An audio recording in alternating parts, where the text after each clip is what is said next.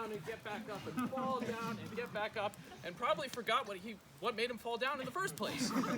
But by the end of the trip, he was falling down far, far less. He became an excellent tripper in his own right. I'm incredibly proud of him.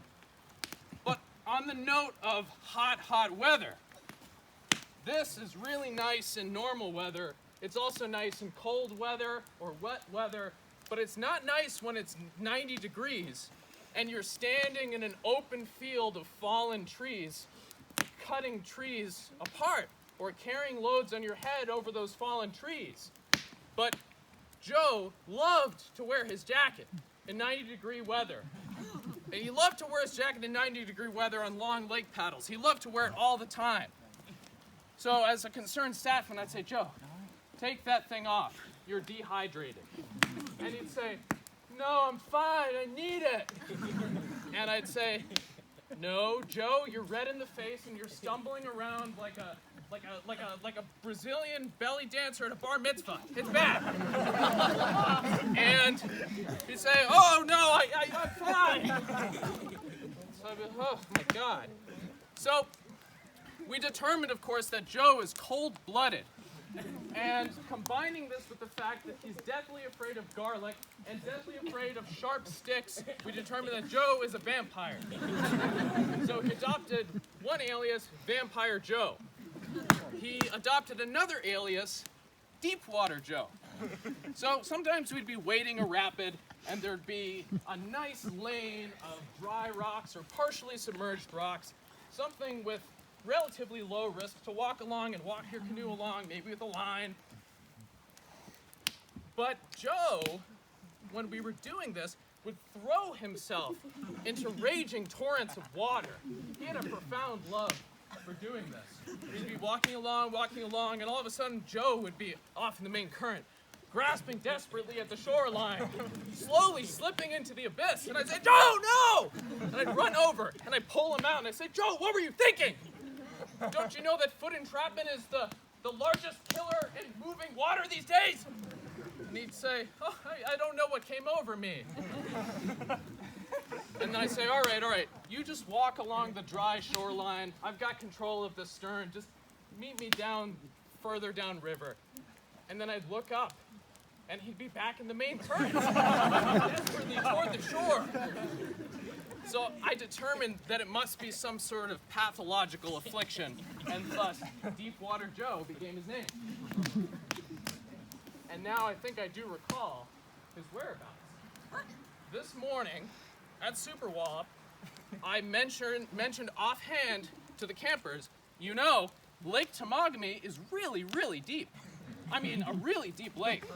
Temagami actually means deep water. And Joe said, oh, you don't say. And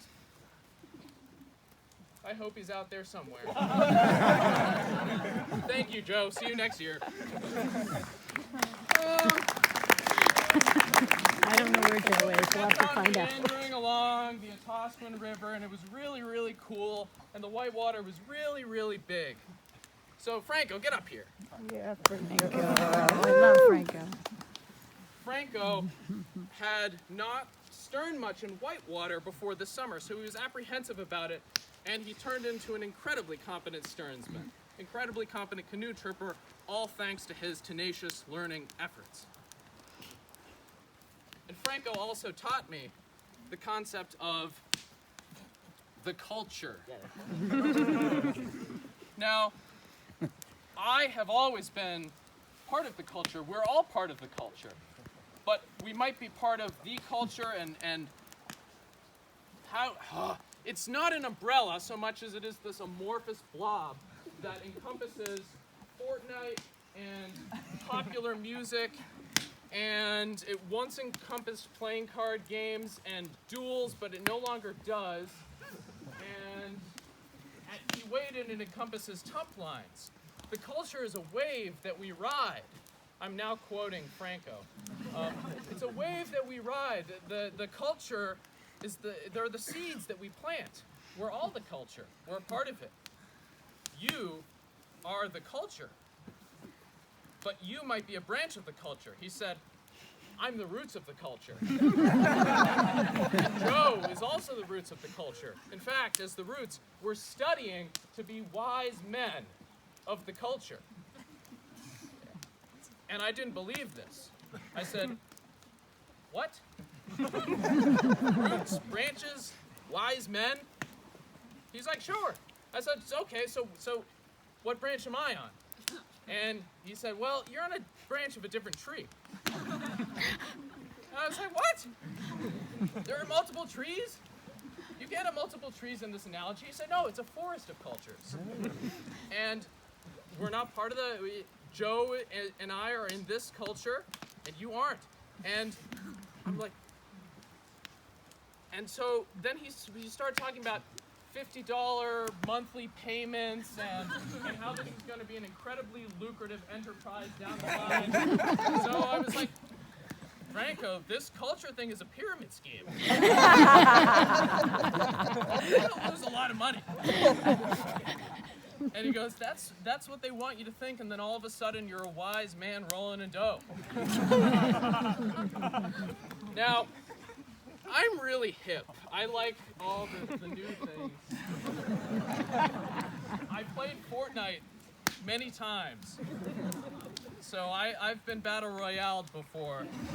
And I wanted to understand this. So Franco said, on one of our last nights of trip, sleep on it. Sleep on the culture. And you might understand it. And then that night there was a huge thunderstorm. So have you seen Back to the Future? That was the culture. It's not the culture anymore. But in Back to the Future, in the absence of plutonium, a lightning strike provides adequate power for the protagonist to travel back to the future. And I think at this time, some amount of electricity might have hit a tent pole, and then that would transfer down to the rock. And if maybe my foot was off the sleeping bag in just the right way, a little bit of electrical current would have passed through my spine and into my brain. And I woke up understanding exactly what Franco was talking about. This culture is deep. It's deep, deep, deep in the ground. I mean, any of you baby boomers out there, you are the decaying organic matter of the culture. I love your music. I love watching documentaries about those same musicians dying of drug overdoses. It's great. I don't love the outlook of me being a homeowner in 5 years, but that aside, I love the baby boomer decaying organic matter. And likewise, I love Migos. I love it. Thank you. Oh, wait. I forgot. I'm not actually done. I wanted to thank these guys for making the summer everything that it was. We told them at the very beginning that all Keewaydin trips aren't about building yourself up to be the best that you can be, but beyond that, building up the people around you and building a community. And they did exactly that. So I'm going to quote from a book called The Boys of Dunbar. It's about the greatest high school basketball team to ever come out of Baltimore and potentially the country. An outstanding team is much more than a collection of talented players. A great team shares the ball openly and willingly, and each member feels invested in the team's success. Every player must understand his role and perform it to the best of his ability. The team must work in unison. The players might not always get along, but they respect one another as teammates. They can compensate oftentimes without speaking, simply by observing one another's expression or body language. They have an emotional intelligence on top of their athleticism and technical prowess that allows them to compensate for one another when needed. The Dunbar players did not worry about how many shots they took or who grabbed the most rebounds. They believed in the family dynamic that their coach taught, and they knew that their skills were valued within the family. These boys encompassed that, and I'm extremely grateful for them. Thank you.